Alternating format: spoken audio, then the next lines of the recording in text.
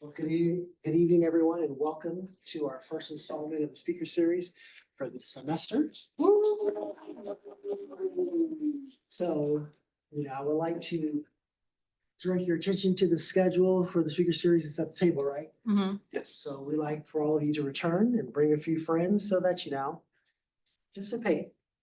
So, of course, I will be speaking to our lovely guests.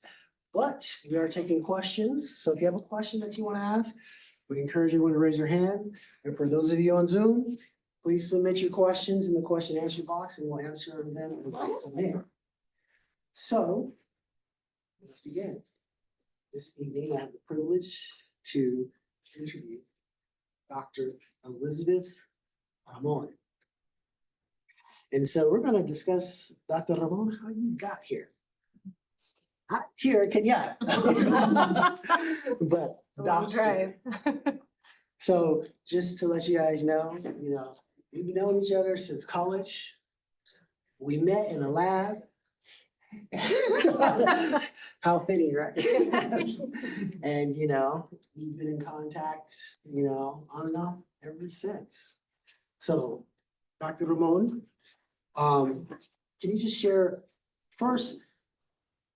Tell us, what you do. We'll go more into that later on, but what you currently do. And then we're going to get to how we got there. Sure, absolutely. First, I want to say thank you all very much for being here. I know you could be studying or doing something else. So I'm really happy that you're here. And I'm really happy to share my journey with you.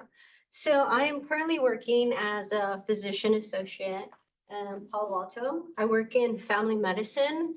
And I also work in urgent care. So this past Sunday, I was there for like 12 hours. Lots of COVID. There's a COVID research. So, be careful. And I'm also a preceptor.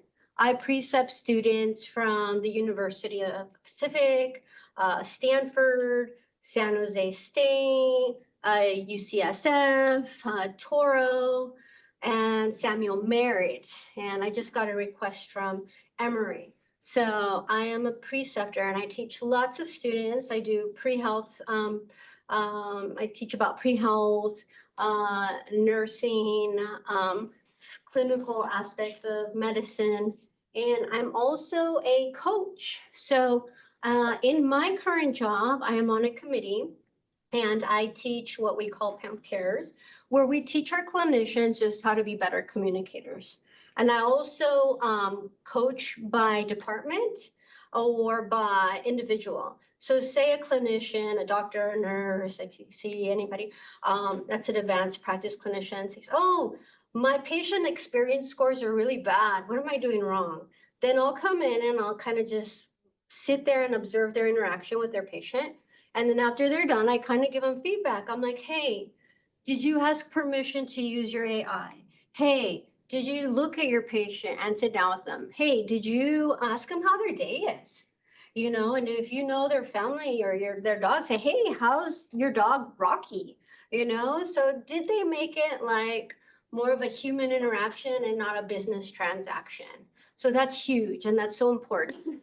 And so I teach, I coach, and I'm a preceptor, and I love to volunteer. So if I'm not here, I am on a farm or I am with students at the Boys and Girls Club, because I think it's so important that as a clinician, children, especially like at the Boys and Girls, they see someone that is in medicine, but also goes into the community and will play like foosball with them or basketball with them or just be there for them.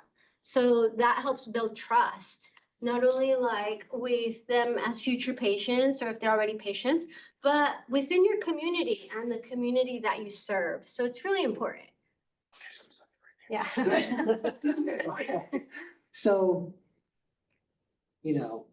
we understand, well, I know that you were a community college student yourself. Yes. You went to community college path. Yes, absolutely. So why? Like, how did you choose that? How did you get there? What was the influence for that? Right, and thank you for asking that question. I think it's so important. Well, I am the daughter of migrant farm workers. My dad is illiterate, construction worker. My mom worked in canneries. They don't speak English. So they never went to college. My dad went to first grade. My mom maybe went to seventh. And they came here in the 60s and just started working in the fields in Porterville. So like for me, even just to graduate high school was great for them. They didn't expect anything from me. They didn't say, oh, you have to go to college or you have to, no. They let me live my life and they let me choose my own path, which I'm very grateful for. And I went to community college because I didn't have anyone in high school to kind of guide me or like a family member to guide me, say, hey, do you want to have a career? Do you want to make a lot of money? Do you want to help people? What do you want to do? I really didn't have that. So I kind of had to choose my own path. So in high school, I was part of a Central County occupational program where I got a health certification and I got to work in a hospital at Valley Medical Center while I was in high school. And that kind of just excited me. Say, hey, I like this. I like medicine, but I guess I have to go to college. So I went to De Anza and I graduated from De Anza with a liberal arts degree, an associate's, and then I transferred to San Jose State. You mentioned something that's very important, even though you had that experience in high school. The importance of opportunities, taking advantage of opportunities, because, I'm starting to see that our generation, we were there, we were trying to be there. But, can you share the importance of that, to this group? Yes. Being present and looking for resources, looking for connections. So when I transferred to San Jose State, I felt alone because I was in the sciences. There's not too many Latinx students in the sciences. I felt alone. I wasn't like in a sorority. And I was like, oh, I feel alone. But then I found a group of people and these friends, and we would all be at Duncan Hall studying because a lot of us didn't have desks at home. A lot of us didn't have a lot to work with. So we kind of found comfort in each other and we leaned on each other to study for tests, to coach one another, to stay at this place called Duncan Hall of Science at San Jose State. And that's actually where I met Rance. So we were just, there studying, and we all developed this group and this niche of support. And so, yeah, go on. It's sometimes, oh, I don't need help. But it's nice to have a study partner. It's nice to have a group you can rely on. And if you feel like you're not doing good in a class, get tutoring. Look for the tutoring. Look for people that can help you. Go to the office hours. Go to your teacher's office hours. And they'll tell you, this is my office hour. Come and see me. But most of us, like me, I was working during college. I didn't have time to go to office hours, but I had to make the time because I wasn't your average student. I was working and going to school and just trying to make it. So, yeah. All right. So then,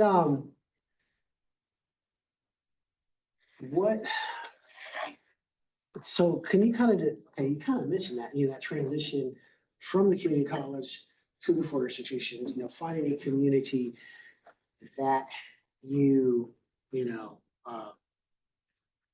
can work with. So in college, did you take advantages? Because there was conferences, organizations, yes, things absolutely. like that. So let me tell you something. The lab we worked in, like you said, it was like a dungeon. It's a dungeon. It was one of those labs where one morning I went in the lab in the morning to work. There's no windows. Bathroom was there, the microwave was there, the little fridge was there. So I'm working in the lab and I'm just like, oh, well, let me go just go see what outside looks like. And it was dark. So it's just like, I had my watch on, lost track of time. Yeah. So, here we're fortunate we have windows. Yeah. So from going to a dungeon science hall to having an office with a view, that's amazing. Yeah. So, yes. So in San Jose State, I found a mentor, Dr. George Castro. He's amazing. Unfortunately, he passed away and he helped all of us. He was our inspiration. And he actually found that hall for us to study. And he would even gave us the key to his office. I can say this now, but he gave us the key to his office and said, hey, if you guys need to study, you can go in my office and study. He was amazing. He was a role model. He was just an absolute treasure for all of us. But he is the one that introduced me to science conferences. He is the one that introduced me to SACNAS, the Society for Advancement of Chicano and Native Americans in Science. And then I was also introduced to CHE, Chicano Latinos in Health Education, and so many other programs. So as an undergrad, I was able to go to Washington, D.C. and experience a science conference. I had never presented at a science conference. I didn't know how to make a poster or present research, but we relied on each other and we had mentors that helped us. And also at San Jose State, there was, another mentor who worked for another office, Hector and Ugo. And they were my mentors. They were my rocks because, one time I walked into one of the counselor's office and I was like, hey, I want to go to Stanford. And he looked at me, he's like, what? You want to go to Stanford? Yeah, you're never going to get in. And I was like, what? And I couldn't believe that. And it was just so demoralizing. Like, I was so excited and I wanted to share my dream. And he's like, no, you're not going to make it. So I was like, so mad. And I was pissed. So I went to Dr. Castro's office. He's like, Liz, what's wrong? It's like, this guy, this teacher, this counselor just told me I can erase. He's like, what, don't worry about it. It's like, by the way, do you want a job? Do you want to teach at the Science Center for high school at San Jose High School and their science after school program? You want some money? I'm like, yeah, let's make some money. So, from someone telling me, no, you can't do it, I went and I told another mentor and he said, forget that guy. You want a job? I need students to teach science at this high school. So myself and other undergrads, we taught science to elementary school kids at this high school, and it was amazing. But again, talk to people, talk to teachers, and make connections. You never know what's going to happen. And when someone tells you no or you can't do it, don't listen to them because you can. You can do anything. And hopefully I'll get into more, history of my journey where I have done a lot. And so many people have always tried to stop me. And I just say, okay, thank you. And then go around them. So let's talk about, for some of you who are STEM majors, it's rough. It's rough. How did you, because you were working, school, in this makeshift home, study hall. What were some of the things that what did you do to help keep things in balance and not stress? Because I know, you've done a lot of extracurricular. Yes, and thank you for asking. So it's important to study. You have to pass your classes. But it's also important to make time for yourself and to care about your well-being and do things that make you happy. And at the same time, if you come from a Latinx family like me, they're always having functions like, oh, we're doing a barbecue. Oh, there's a quinceañera. Sometimes you just have to say no. And you have to say, I'm sorry, but I have to study. And if they love you and they care about you, they'll understand. And it's okay to say no. But it is important that you make your way, and studying is important. Like, again, find a study group and choose your major wisely. And it's okay to change your major. I did. Okay. So yeah, I was biology and chem and pre-med, but then I was like, I want to do something different. I love to talk. So then I went into communication studies. And then I still had my minor in biology and I still did all the chemistry classes. And I did extra chemistry classes. And the chemistry education actually allowed me, right after graduating college, to apply to San Jose Police Department in their forensics laboratory. Back in the day, all the chemistry that I had done was sufficient to work like as a lower tier forensic chemist. So after San Jose State, I worked at San Jose PD and their crime lab as a forensic chemist. So, and that was pretty cool, but that only lasted so long because my passion for medicine kind of fired up again. But what was nice about working for San Jose PD is that they paid for school. I still needed some classes to get into Stanford. So while I was working, they paid for some classes. I took them at a community college, and then I only applied to 3 schools. So I only applied to Charles Drew in Los Angeles and Stanford, and then like a PhD, I forgot, I think it was USC. I'm like, okay, it is what it is. I've worked hard, I've studied hard, I've done a lot of research. I actually did a post-bac program in Los Angeles, and it was a post-bac program at Harbor UCLA. So getting a letter from a doctor from UCLA really helped me get in to both to Stanford and Charles Drew. And the PhD program said, no, not yet. Go get your master's and then come back. So I'm like, okay, but that's later on. I went and I got accepted to both Stanford and to Charles Drew. But I'm homegrown. I'm from here. I'm from the Bay Area, born and raised in Santa Clara. So I'm like, I'm gonna go to Stanford.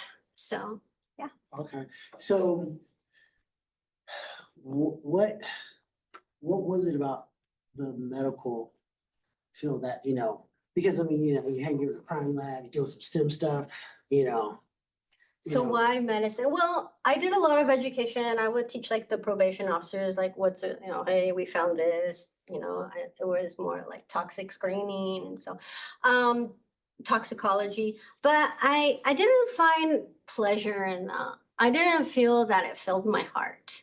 I really wanted to help people. Now, when people say, oh, I want to help people, you don't have to be a doctor. You could be a teacher. You can be a social worker. You can be a therapist.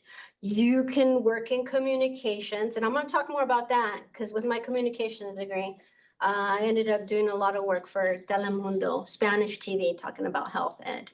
And so you can do anything. Okay. So then, how was that? So you chose Stanford because you're from the Bay Area. So when you got to Stanford, when you got to Stanford, your that dream is coming. Yeah. So how was that transition? I mean, it was scary. It was scary because here I am. I went to De Anza. I went to San Jose State. I worked. I was making money. I was working as a friend. But here I am, a student again, and it was scary. But again, there I found my people. I found people who could help me. I found a study group. There was this one doctor that she just loved helping us, Dr. Berry, and then one of my mentors, Esther Duran. She was strict, and she would tell you how it is. And sometimes you need people to be in your face and say, "Hey, you need to do this, or else you're not going to make it." I'm like, okay, whatever you say, I'll do it, So sometimes you need those people in your life, and then we're going to talk about also like your own personal, board of directors in a minute. And so, in Stanford, as far as like opportunities to grow, as far as internships, projects, things like that, how was that exposure? It was extremely difficult. The classes were like sink or swim. There was people there with so many different paths and educational experience, and it was sink or swim. It was crazy just how difficult that program was and extremely rigorous. But again, I met people that I connected with who I'm still friends today. And they're more of my rocks in my garden. And to this day, we still communicate, and they work all over the Bay Area, in Salinas, and Palo Alto, and San Jose, and San Francisco. And we still talk to this day. But again, find a crew, find people that can help you and motivate you. Question, because, so common theme that I'm hearing that really attribute to your success is communication and finding that community. What would be some, advice on finding the right community? Like, Right. how, because, like you said, when you transfer, there's plenty of communities. Yeah. You didn't go to the Greek community. It's like the Greek, fraternities, sororities, you didn't go, because that is a community. Yeah. And it could be But an interesting type of community. So like, how do you choose your communities? What are, most of the people, sometimes I feel like I didn't choose them. Sometimes it was just like we would sit next to each other and like share some chips or something. Hey, you want some chips? You have to talk. You have to talk to people. You have to communicate. If you don't talk to people, you're not going to learn about people. You're not going to learn about what they're doing. Like as you saw when I walked in here, when you were all in here, I wanted to hear about your story. I want to hear about what your interests are. I want to see how I can relate, or how can I make this talk more interesting for you or your path and what you're experiencing. So talk to people and have your pitch ready. Like you never know who you're gonna meet, and say shake their hand, say, hey, I'm Liz. I'm a physician associate. I'm interested in some research. So what opportunities do you have available? Like, don't be scared. Don't be scared. The worst people can say to you is no. And if they say no, so what? Just find someone else to ask. Someone will eventually say yes. And if they don't say it, you just keep trying and you just keep moving forward. And there's been times where I didn't get what I wanted. I didn't get the position I expected. Someone else got my position, and it's okay. Just keep learning, keep making yourself better, and keep shining. And eventually things will happen. now, Stanford? You go through that. Well, any questions? Okay, well, come on. So I'm hearing over and over like about community and finding a group, and you're obviously very personable. I'm sure it doesn't help that you're easy on the, I'm sure it helps that you're easy on the eyes as well. I have a lot of problems with, a lot of social problems. I'm on the, I'm neurodivergent on the spectrum, whatever you want to call it. And that has always been a huge stumbling block for me. I can tell people don't like me very much. It's just, it's easy advice to give, but it's feels as relevant to me as if I were someone like who had mobility issues, right? Like I was in a wheelchair or something, and you were like, oh, it's easy. That goal, it's just right up there on the 19th floor. All you have to do is take all those steps. Like we wouldn't do that. We wouldn't just flippantly say that when someone's disability is so visible, but we just throw it around like, oh, well, you got it. Like I can just flip a switch, and I can't. So that's really frustrating, and it's frustrating to hear it again. Yeah. No, well, thank you. Thank you so much for opening up and for sharing your thoughts. I think it's really important. I think we live in a world now where technology is amazing and technology provides us more access. So for us who don't feel comfortable talking to people in person, or feel they have barriers, then we do have other avenues. And we can talk about this after the program, and I would love to share that with you. But I think it's really important that we do have different avenues. And you're right, no one is the same. And I've had a lot of barriers myself, and it is frustrating. And there's ways to work around it. And I felt like that. So when I go to a meeting where I look around the room and no one looks like me and I feel like I don't belong there, I'm scared and it's frustrating. But being in leadership, you get a lot of coaching and you get a lot of help. So having a coach or speaking to someone that can help with that is really important. And I utilize all my coaches everywhere I go, because when you're sitting at a table and people will have like higher degrees or more experience and you feel like, oh man, I don't belong here. I'm here and I feel like I want to throw up. Like, I feel like I don't belong here. But a lot of the coaching that I've gotten has helped me understand that we all bring value, and maybe it's in a different way how we're going to express ourselves or how we learn. We all learn very differently. Some of us are visual learners, you know, some of us have to touch things, some of us need repetition, but we just have to find a way that we can have help. But you mentioned something that really struck with me, and you said, oh, I feel that people don't like me. And I've felt like that too. But you know what?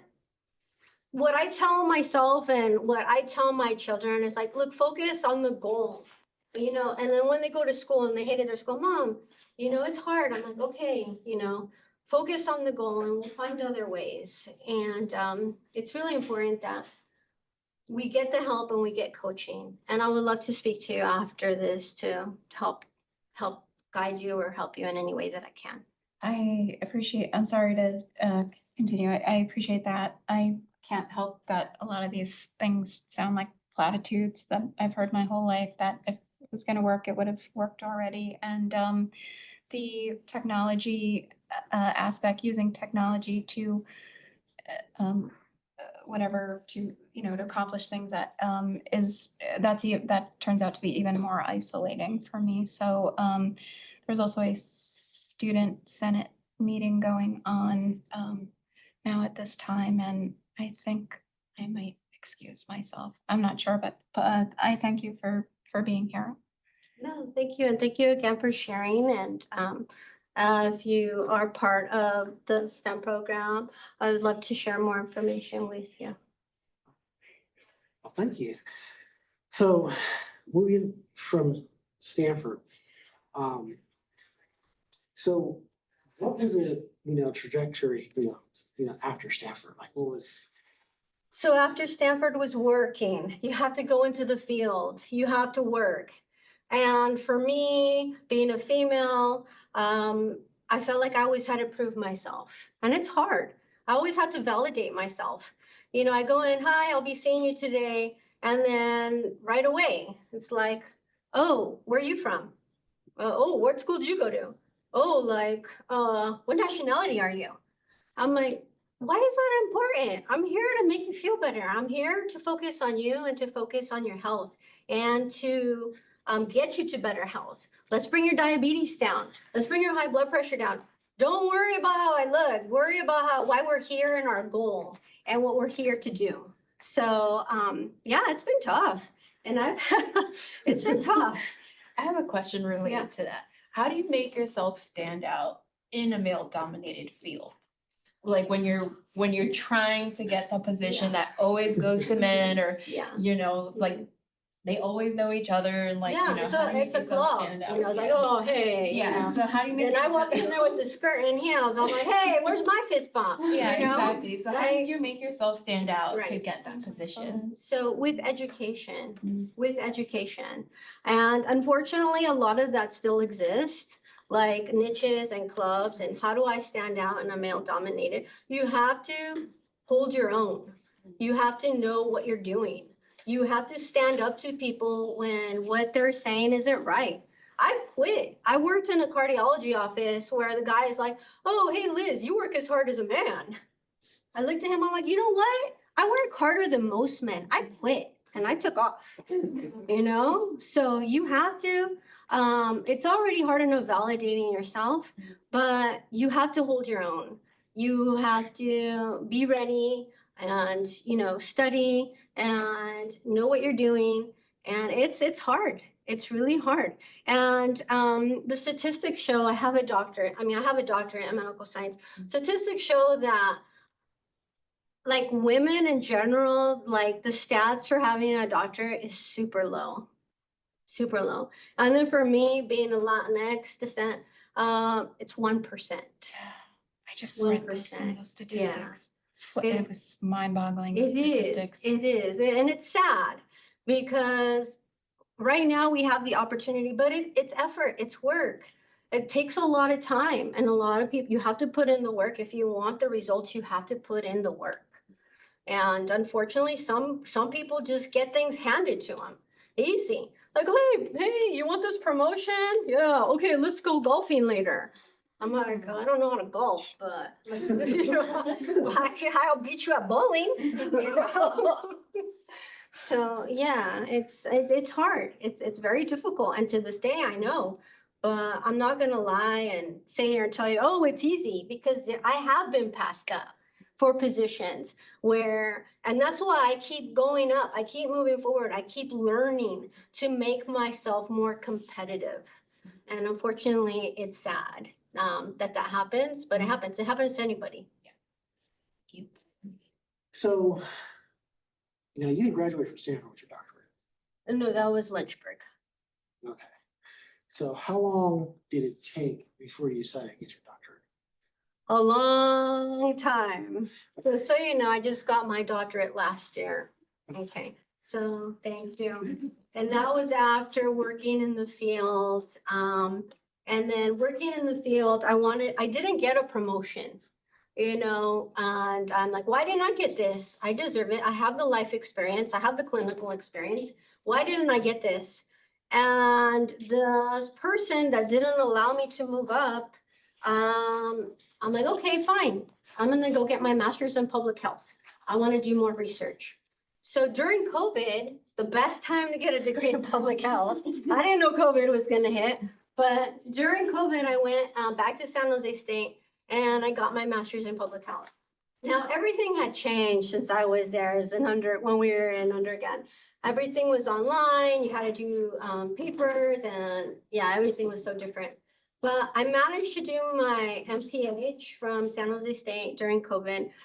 And I'm like, hey, I think I could do this. So I took a year off. A year later, I applied to the University of Lynchburg for a doctorate in medical science. And I was able to successfully attain that. I have so many questions that have come up with, some of the things that you said. So with what you're currently doing right now, teaching doctors. Yeah. How to communicate. What advice would you share with the audience on how to communicate with doctors? Because there are some people walk in, I'm hurt, where? Somewhere over here. It's like, okay. So it's just like. Yeah, so as a clinician, we deal with a whole bunch of different personalities. We don't know who's gonna walk in the room. We don't know what they're gonna complain about. The majority of the people that I see, I've never met before, ever. So the first thing I wanna do is sit down and try to develop trust. Like, hi, how are you doing? How can I help you?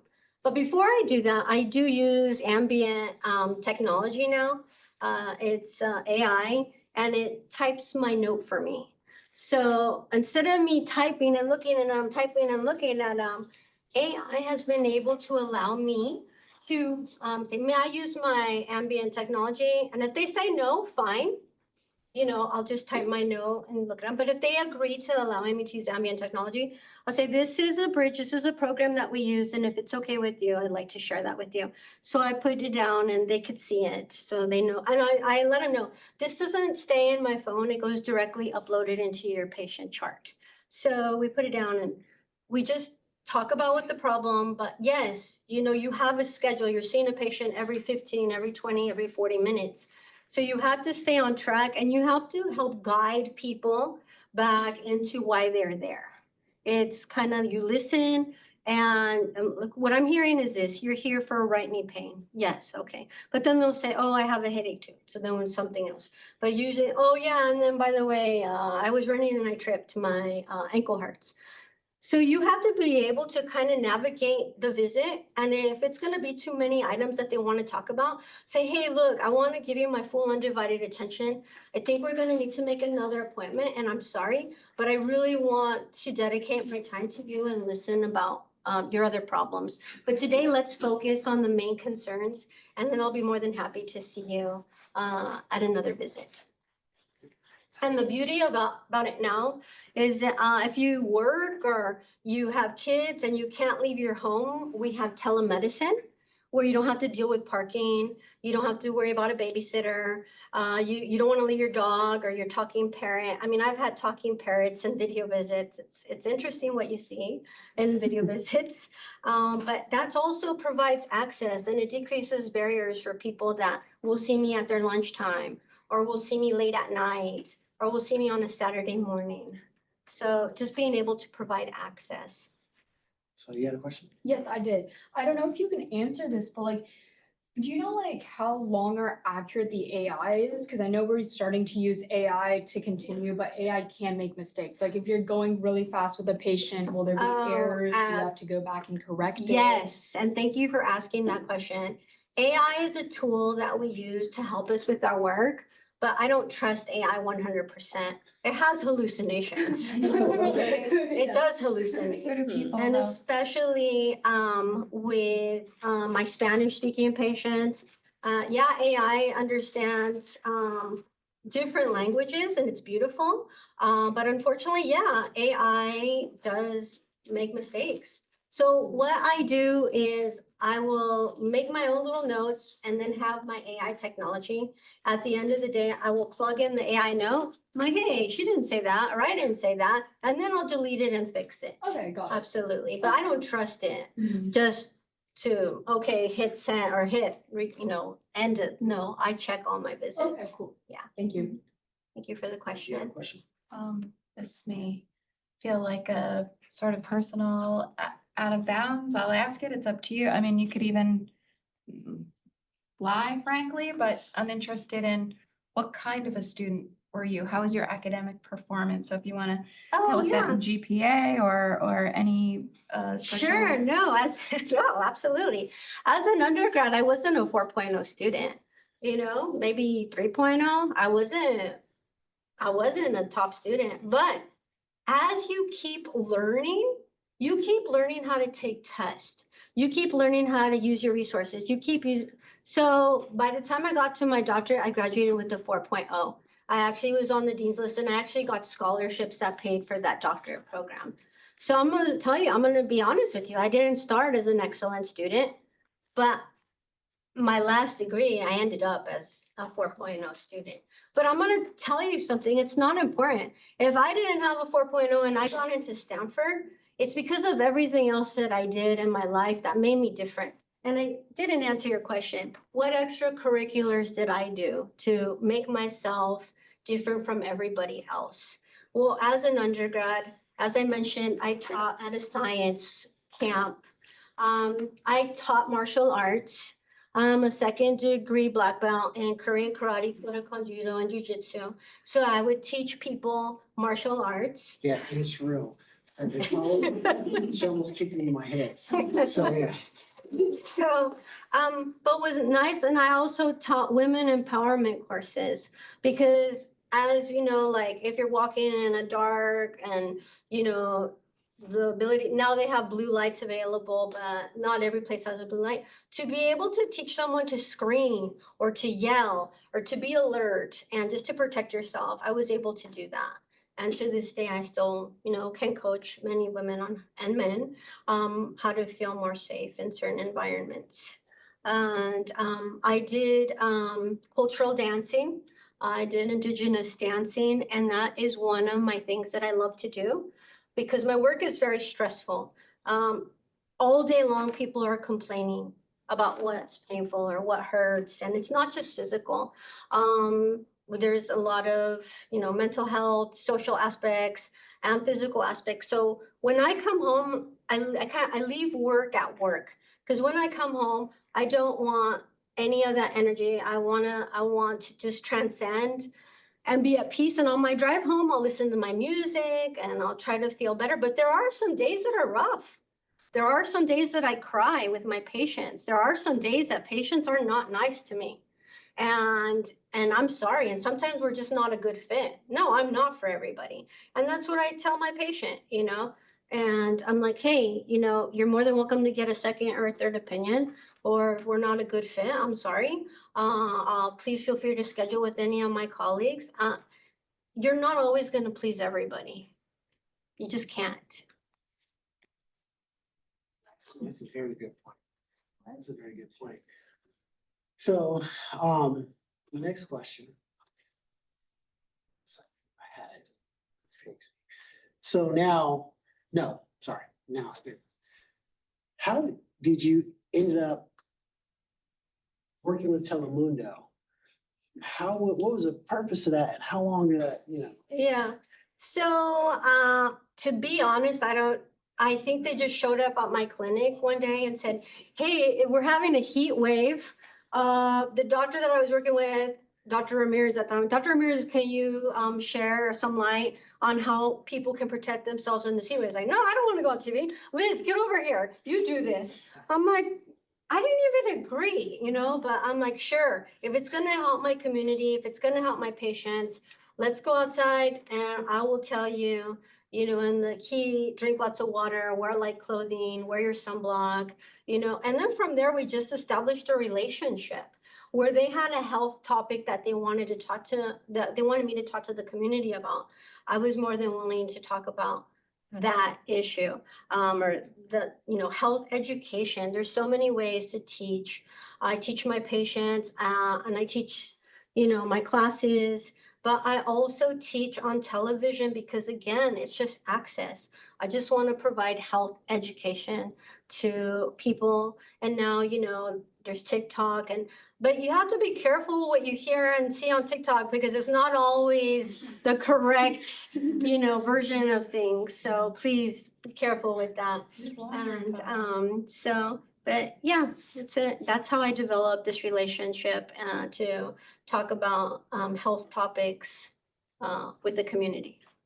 TV? So have you thought into, becoming an actress, a role in ER or something like that? No, thank you for sharing that. And actually, when I did my master's program, I was an internship and we made health videos on sex education for for children. And I don't know how you all learned about sex ed, but we made these educational videos and I was there kind of filming and helping as part of my master's program. But one day they didn't have an actress, so they're like, hey, you want to step in? I'm like, sure, what am I? They're like, you're gonna be a Latin mom. I'm like, oh yeah, that's easy. But no, it wasn't easy. Acting is hard. Acting is difficult. You got all these microphones, you have to read on a screen, and if they don't like it, it's cut, repeat, cut, repeat, cut, repeat. I don't like acting because it's tiring and it's hard. It looks easy, when you see actors acting on movies, but it's hard. If you don't have the right facial expression, if you don't have the right tone, if the person that you're doing the dialogue with messes up, you got to keep doing it over and over and over again. It was hard. So no, acting, no. Presenting, sure. I was in a commercial for Sutter Health, but I was only for like half a second. I was just a clinician walking in the background. And then I was on a photo shoot for a billboard, but they picked some guy, not me, and it's all good. You don't always get what you want, and that's what I'm trying to share with you here. And it's okay. I don't care about a billboard, And the majority of the things that I do are just to help my community and to help people understand that even though you take a different journey, you take longer than other people. You change careers, you change majors. You can, it's hard, but just keep trying. Yeah, I'd love to know if there's anything in your research specifically. I'd prefer that, something a little bit more novel than just pulling a statistic from, what's available. But if that's where you go, that's fine too. The question is, what do you think is the biggest health threat right now, or most pernicious? Like what's kind of Yeah. big right now? Huge. Thank you so much for asking that question, because right now we have a shortage of mental health providers. It is sad. It is really sad that I can only help my patients so much, but a lot of my patients need therapists. They need counseling. They need more support. And I just feel horrible that I'm not able to provide more. And there's definitely a shortage of mental health providers. How can we do that? We can just share with students if they're interested in mental health, go for it. Even social work, clinical social workers. I have friends working in Kaiser that I went to undergrad with, that huge impact, because they used to just be marriage family counselors and psychiatrists and psychologists. But now a lot of the work that's being done in the communities is by social workers. And another thing that's being used in the community is by just health, women, men from the community, and they're just health educators in the community. And we will train you, and we can teach classes. And I have a really good friend who's a lactation specialist who goes out into the community. But we really need a lot of people to help educate, and it's important. And unfortunately, there's a shortage, and I'm here today to tell you to keep on doing what you're doing. And some of you mentioned social work, and that's huge if you're interested in helping people. I just have a couple follow-ups to that. If, so do you, is it that we have more people with mental health issues? You think that's part of it, but you did mention that we're short of providers. Yeah. And so Why? if that's no, I think I know why, but so where is that going? Like, where is the where do you see that going? Because I see only more mental health issues. So that raises a big question of where that's coming from. And I really do think the fewer providers is kind of an obvious one. It's probably about money. And like, that's not a good recipe for an optimistic future, if you ask me. So where do you see it going? I wish I had the answer for that, but what we are doing is trying to have more classroom settings or healing circles. And sometimes people find peace or comfort in other avenues, church groups or other social groups or internet groups or animals. Some people have a lot of therapeutic animals that help them with their mental health. And it's important. And, the studies have shown a hug, or petting a warm, fuzzy dog. And that's why they have dogs going into our hospitals, like a care team dog. But we're trying everything else. But, if you go... They are making these AI therapists or healthcare workers, and it's horrible. If you go and look up YouTube for these healthcare, hello, how was your day today? Oh, sure, right away. There's no human. It's just a robot at the end of the day. Okay, I gotta speak up about, because I've heard some disparaging remarks a couple times about, well, you said you employ the AI, the ambient technology in your practice. And to me, that's kind of like, you're going to tell me that there's HIPAA whatever, there's all the security, which I don't know how you vet that, but to me, that's like just having Alexa or whatever listening in. Like, just like we could have an Alexa in the room right now, basically the same thing. Okay. And then, but I hear I hear this laughter and disparaging over, like, I think we may not have this idea that we're just gonna spitball and think about, not everybody can have pets, all these things are gonna somehow fill in the gap. Oh, well, we're just seeing how, drum circles and, whatever are gonna fill in the gaps of this. And then we're gonna laugh at, like, trying to use AI for that when AI is only getting better, and it's only getting better exponentially. And I can tell you a lot of experiences that I've had with real flesh and blood providers that weren't nearly as good as AI, okay? Because that's the state of how it really is. So I don't like this sort of I like. think we have a lot to learn, and there's a lot of growth that needs to be done. And it all AI's here to depends. stay. Oh, absolutely. And I use it, but for the people that don't agree with it or don't want to use it, I will turn it off. So it all depends, and it's all what the patient wants. Now, if a patient wants to see, a health and AI health tech, sure, that's your choice, it's your option.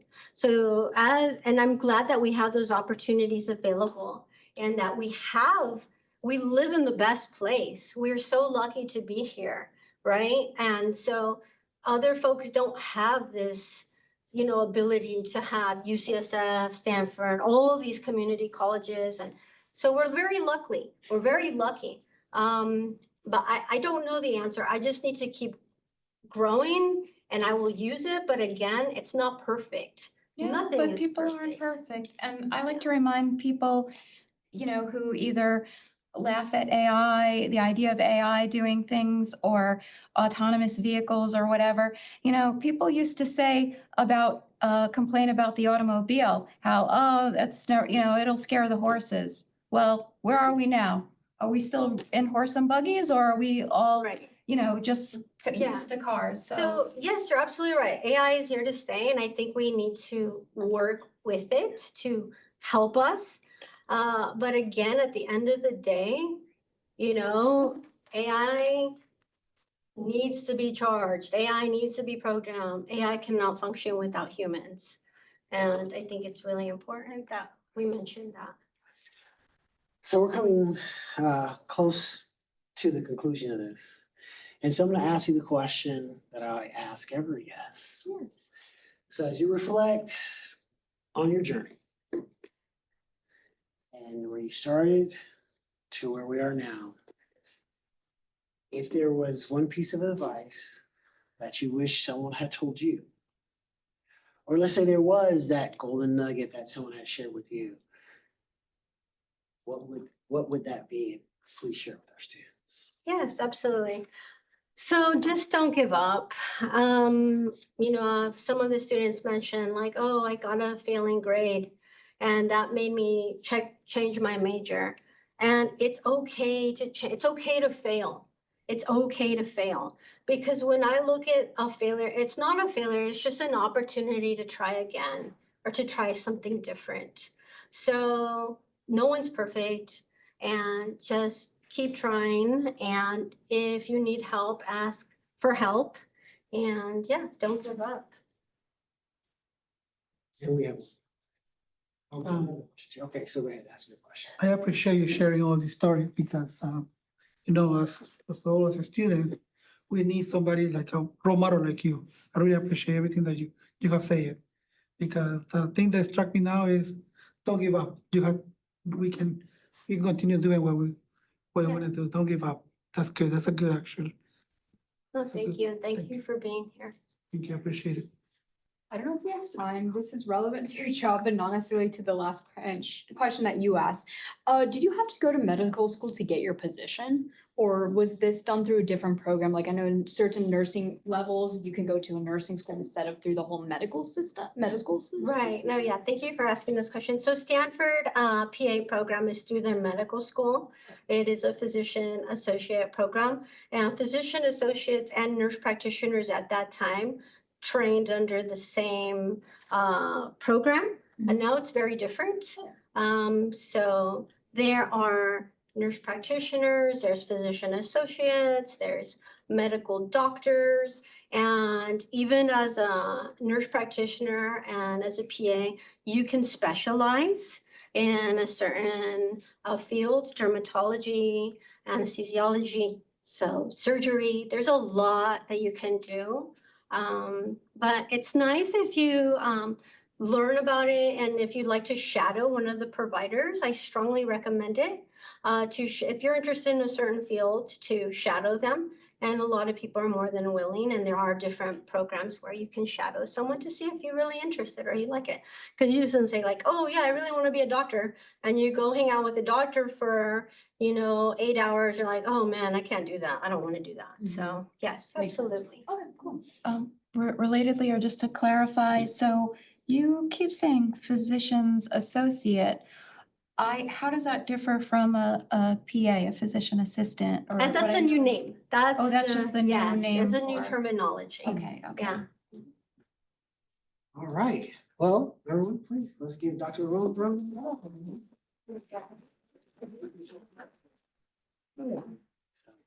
And our recording. That's it. Yeah, well, thank you all for being here, and